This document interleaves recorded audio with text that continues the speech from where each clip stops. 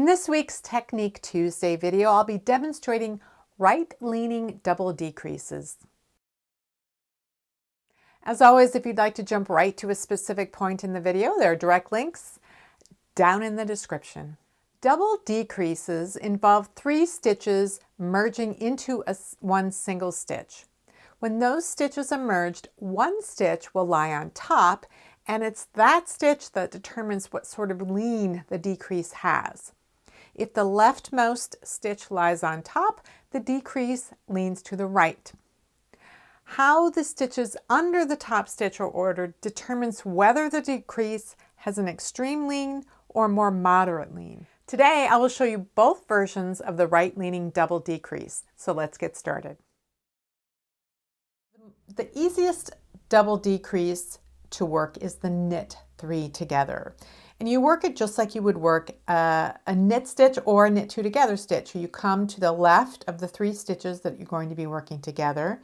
You insert your needle through all 3 stitches, and it can be a bit of a tight fit, and then you work them together. The result is the stitch that's furthest to the left ends up on top. And so you see the 3 original stitches. The one on the right is on the bottom, the one in the center is in the middle, and the one on the left is on the top. Now I'm going to show you another way to work a knit 3 together. What you can do is, this is particularly a nice trick if you're having a difficult time inserting through all 3 stitches. Instead, you can do a knit 2 together. So you insert through the 2 stitches, and then you return that stitch to the left hand needle, and you do it so that you're not changing the stitch mount. So the 2 tips are pointing toward each other. You slip it back. Now you can pass that 3rd stitch over the top. And you'll see that you still have a result where the rightmost stitch is on the bottom, the center stitch is in the middle, and the leftmost stitch is on top. When you've completed it, you're going to have to pass it back or slip it back to the right hand needle, again maintaining the stitch mount so the 2 needle tips are pointed toward each other, and you slip it over.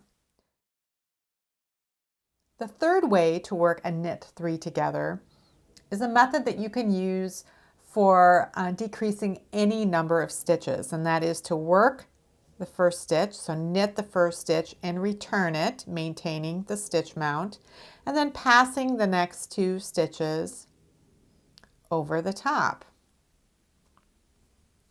And once again, you will have to slip it, maintaining the stitch mount, to the right hand needle.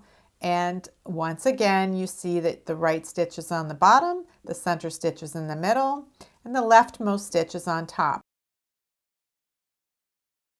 For this decrease, you're going to work an SSK decrease. So you slip 2 stitches one at a time as if to knit, and we're slipping this time as if to knit so that we change the stitch mount of the stitches on the needle, so that when we work them together, by inserting the left needle through the front of those 2 stitches and then working them together, that this result will be untwisted. And what we have right here is a right-leaning single decrease. We're going to return it to the left hand needle and then pass that 3rd stitch over.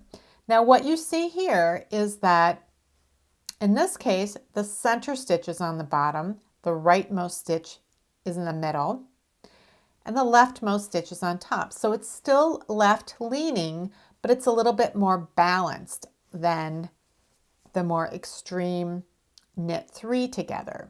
So in both cases, you have the leftmost stitch is on top, producing a right leaning decrease. But what lies underneath each of those stitches is a single decrease that leans in different directions. For the more extreme right-leaning decrease, you have a knit 2 together underneath this top stitch. A knit 2 together points to the right.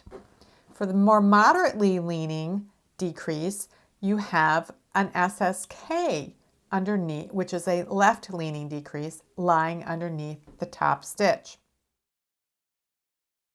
Now you could, instead of an SSK, if you prefer to work an SKP decrease, which also produces a single left-leaning decrease, you can also do that. So that's slip 1, knit 1, pass that stitch over, so you've got your left-leaning decrease, return it to the left needle, and then pass that over. It gives you this same exact result as this one. So if you have a preference for a single left-leaning decrease that you prefer, you can use either one, but you work that left-leaning single decrease first, return it to the left needle, and then pass the next stitch over the top. Each of these right-leaning decreases has a structurally identical mirror, which I'll demonstrate next week, but many patterns do not pair mirrored double decreases with their structural mirror. Instead, the moderately left-leaning SK2P is often paired with the extreme right-leaning knit 3 together simply because they are the easiest left and right-leaning double decreases to execute. Once you understand what all the choices are, you can choose whether to follow the pattern as written or to use the decrease of your choice. I suggest practicing each of the decreases on a swatch to better understand the process for working each of these decreases and then decide what your preference is.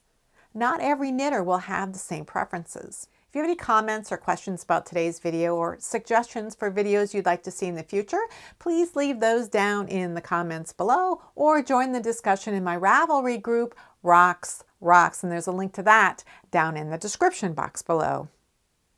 For more videos on different types of decreases, try one of these. To subscribe to my channel, click over here. Thanks for watching, and I'll see you next week.